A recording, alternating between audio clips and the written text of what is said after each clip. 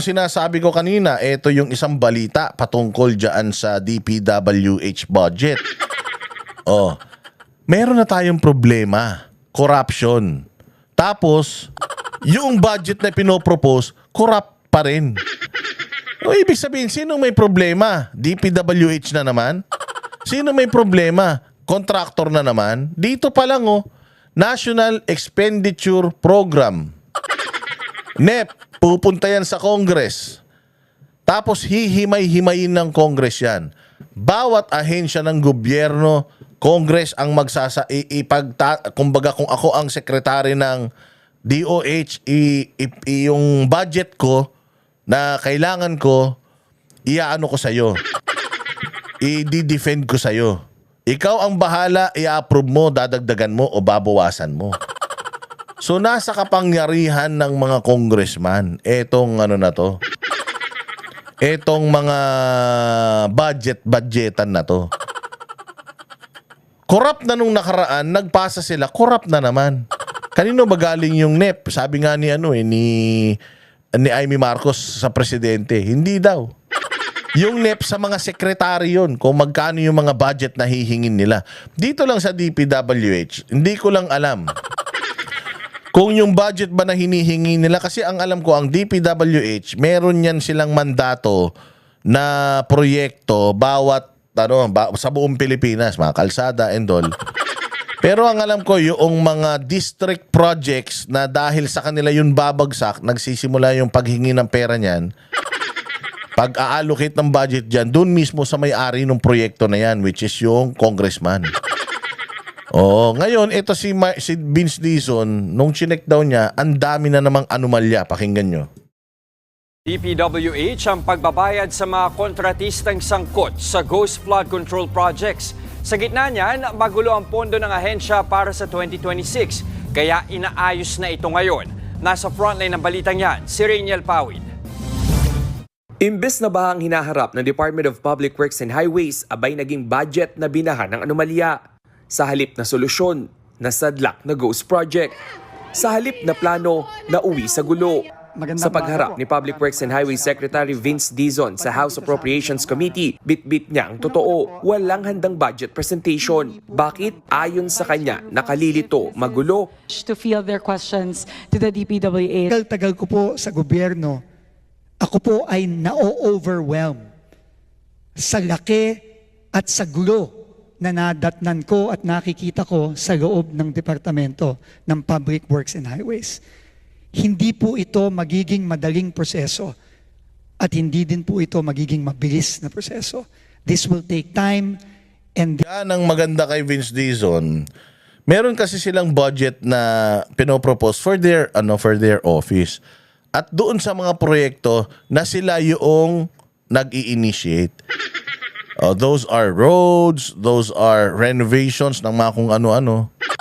Kasi yun ang ano nila. Ngayon, according to him, grabe daw talaga. Alam mo, kung gano'n sinasabi mo na grabe, anong ginawa ni Bonoan nun?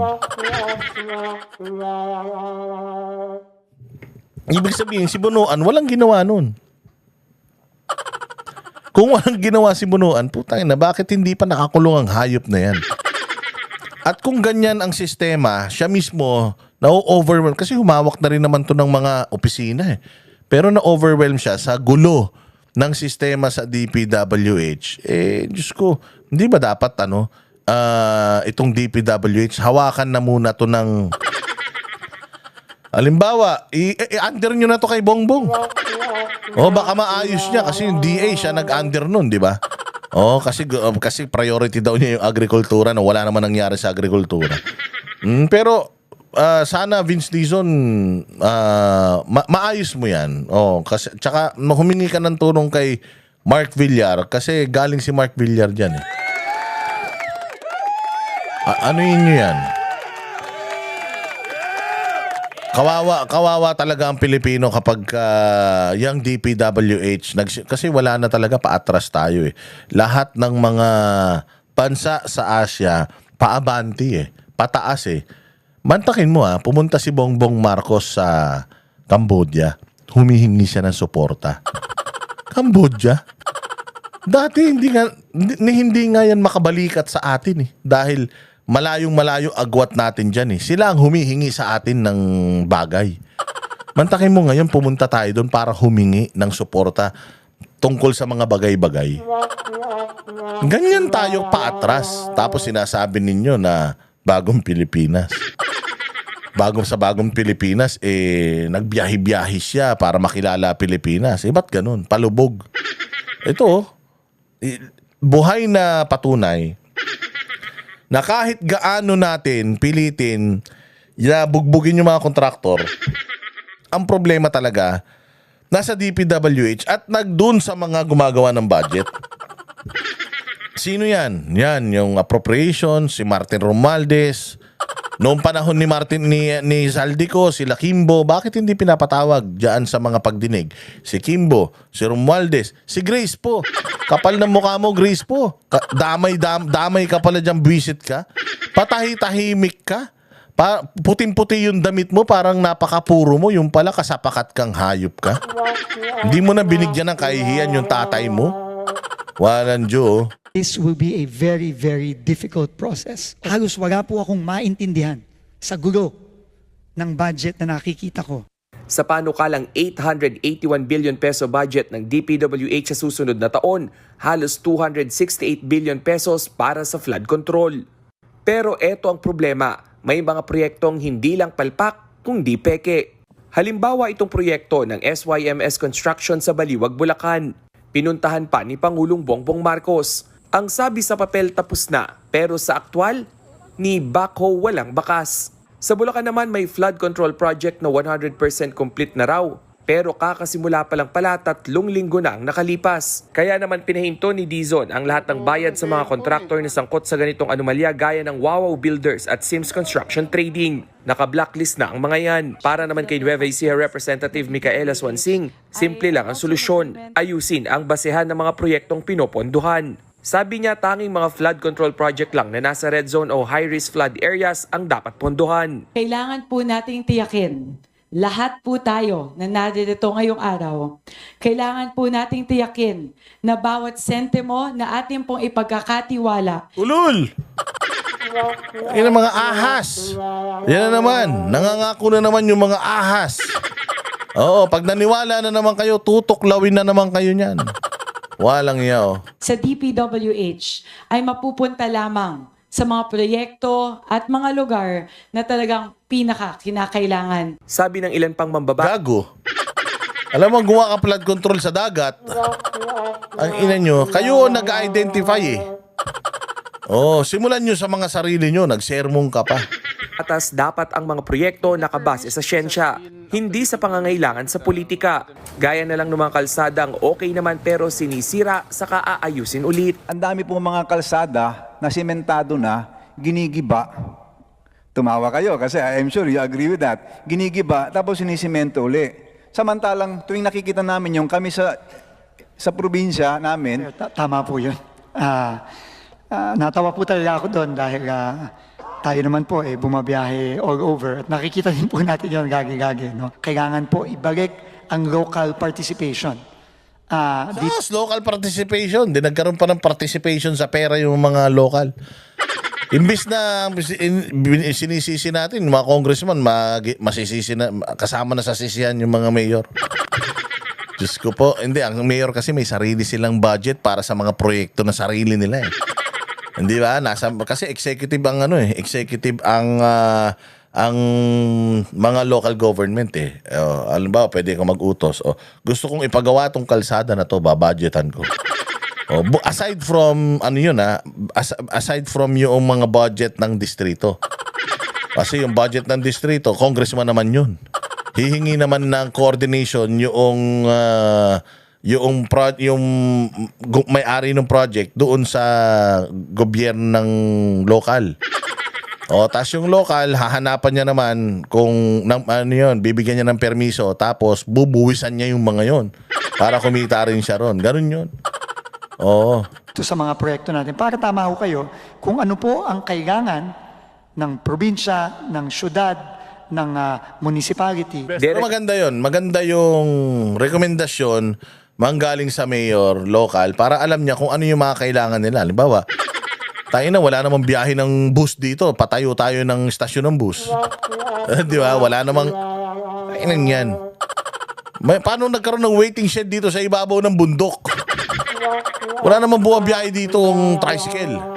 Di ba? Pero ito problema. Kasi yun nga, yung corruption sa Pilipinas, hindi lang nasa ulo. Hanggang baba, corrupt. So baka mamaya niya, pag yung mayor naman ang naglagay ng mga project, putangin nang yan, baka ang i-propose niya na pagandahin yung mga resort nila, yung mga kalsada papunta sa mga resort nila, mga kalsada papunta sa mga farm nila, pero hindi naman mapapakinabangan ng taong bayan. Yun ang problema. You have to assure yourselves first na kaya nyo nang hindi mangurakot na pagka kayo'y tumakbo sa pamahalaan, talagang Pilipino nang iisipin nyo. Kasi, Sec Dizon, kahit sinong i-involve natin dito, kung corrupt yung i-involve natin sa planning, putangin na kurakot ang mangyayari dyan. Ibigay mo yung proposal sa mga mayor, sila magpo-propose ng mga proyekto. Kung magnanakaw din yung mayor na yon, maniwala ka, kukunin lang din niya lahat yan o siya din makikinabang dyan. Ang problema dito sa atin mismo, tayo mga Pilipino Mga magnanakaw ang natin Nasanay tayo magnakaw Kasi nga, naging naging colony tayo mga bossing. Naging colony tayo ng maraming bansa. Dahil nga, lagi tayong patago, sanay tayo na magnakaw. Lagi tayong mababa so yung mga Espanyol na Indio ang tingin sa atin, pag di sila nakatingin, doon tayo kumukuha. So nasanay tayo sa ganun. Yung mga Hapon, ganun din. Nung sinakop tayo ng mga Hapon, ginulpi tayo ng mga Hapon. Pag di sila nakatingin, doon tayo kumukuha. So naging na natin, naging ugali na natin mga Pilipino yung pag di nakatingin, kumukuha. Dahil 3 bansa ang sumakop sa atin. Putang ina yan. Sa ibang buong mundo, 1 bansa lang sumakop sa kanila. Sa atin, 3. Espanyol, Amerikano, at saka Hapon. Kaya naging ganito tayo. Oo, nasanay tayo na pag di nakatingin, kuha. Dahil gutom ka, kuha. Hindi mo pinaghihirapan, nasanay ka sa ganun, shortcut. Kasi nga, ang tingin mo sa sarili mo, laging mababa dahil lagi kang may tinitingala. Ngayon, ganun, ang tinitingala natin ngayon, yung mga politiko, o yung mga nasa baba na politiko, nakita nila, nakaw ng nakaw yung mga nasa itaas nila, pag di nakatingin, magnanakaw din sila. Yun ang problema sa bayang Pilipinas, mga bossing. Nako po. Ang haba na naman nitong natin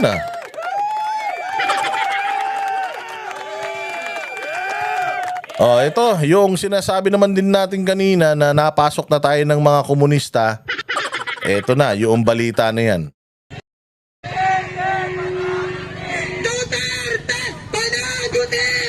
Tinan mo. Ano sigaw ng mga putang ina nito? Ang problema natin, flood control project. They are posing as mga flood control corruption advocates. Tapos ang sinisigaw, Duterte panagutin. Dito mo palang makikita na itong mga to, walang mga utak Nandiyan dyan sila sa House of Representatives, ang usapan, flood control projects, tapos ang sinisigaw, Duterte panagutin. May kumakalat pa naman text ngayon na parang inano nila, anong tawag dito, kino-convince, hindi naman kino-convince, binibigyan nila ng utos yung mga kasama nila sa GC na paputokin sa social media yung Inday Lustay, yung pera ng DepEd, ninakaw. Yun yung pinasasabog nila ngayon para matabunan nitong flood control project. Kasi nga, this will, manifestation to ng ng ka-incompetence, incompetence ng Office of the President. Oo. Na talagang bopols, mga walang alam yung mga yan. Kaya ang daming problema ng bayan. Ngayon, ipaisisisi nila yan kay Inday ulit. Sino ba ang unang-unang tumrabaho kay Inday? Yan, sina Martin Romualdez. O tingnan mo, anong sinisigaw ng mga ralista. Duterte panagutin flood control? Anong kinalaman ni Duterte sa flood control. 2022 hanggang 2025, naglipa na yung mga ghost project. Di ba? Nagulat ka rin. Duterte panagutin. Kaya nga sabi ko, ay alam ko na talaga kung sino ang pumalit na sa posisyon ni Joma Sison. Kung sino ang bagong Kim Jong-un ng mga komunista. Ang tao, ang bayan! Tuloy ang laban! Tuloy ang laban! Ang tao, ang bayan! Marcos Jr. at sa mga kongresista, ang nasaksihan nyo ngayong araw ay patikim pa lamang!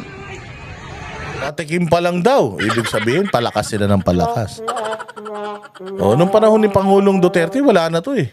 Pag nagrarally itong mga to, tatatlo na lang sila. Minsan 5, pag sinuwerte-swerte pa. Tatatlo na lang to. Tapos ngayon, ang lalakas na naman nila.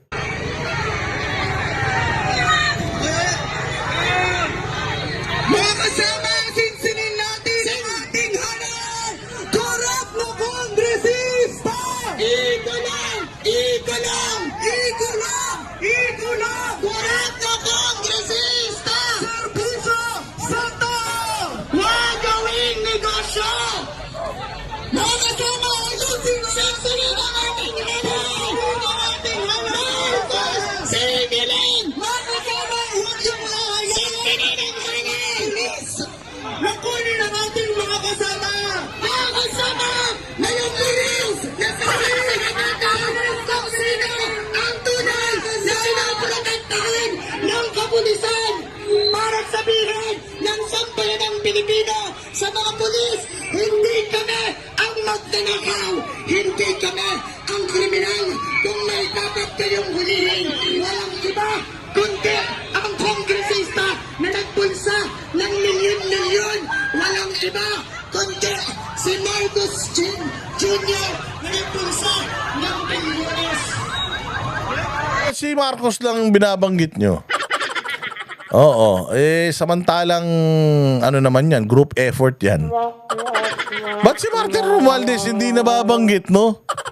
Si Saldico hindi nababanggit. Hindi, balita ko si Saldico daw, nagpa-check up sa Amerika ng puso. Nagkagulo daw dun sa ospital. Kasi nung hinanap, wala daw siyang puso. Hinahanap yung puso niya, wala daw. Sabi walang puso to talaga walang puso. Mantakin mo, pera ng taong bayan. Yan ang sitwasyon ng bayang Pilipinas ngayon. Pagulo ng pagulo. At hindi tayo magugulat na balang araw mag-martial law na naman yan. Martial law, tas walang eleksyon kasi talagang hindi nila bibitawan yung kapangyarihan. Alam na alam kasi nila na when the Dutertes go back to power, sigurado lubog kayong lahat. Sigurado lahat nitong mga kawatan sa Pilipinas, sigurado pagbabayarin ng matindi ng taong bayan sa tulong ni Inday Sara. Ayan, Maraming salamat sa inyong panonood. Magkita-kita po tayo muli. Mabuhay kayo. Sana yung kadaldalan ni Boss di ay matagalan nyo. Ako lang naman ang vlogger na ganito. Kasi yung ibang mga vlog naman hindi naman masyado nagsasalita. So ako, puro salita. Okay na yan. At least nag-e-effort. Tsaka at least may natututunan tayo pare-pareho. Maraming salamat mga bossing. Kita-kita tayo sa susunod na vlog. Mag-subscribe kayo, mga hype kayo. Like and share. And maraming salamat sa mga nag-super thanks sa channel natin. Mabuhay and God bless us all. Kami ang boses ng masa, hindi natatakot. Katotohanan lang, di kami nalulunod. Walang bahid ng sismis, lahat ay totoo.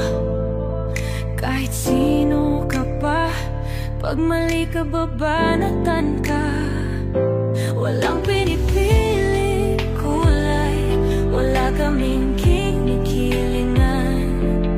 Basta para sa bayan, kami lalaban.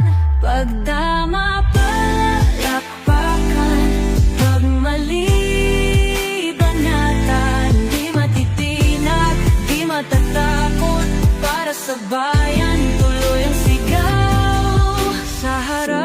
kamera, walang halong takot.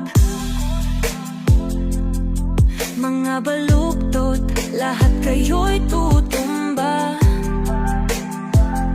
Ang hustisya at totoo, yun lang ang mahalaga. Kahit sinong harang, di kami matitinag. Walang Pilipino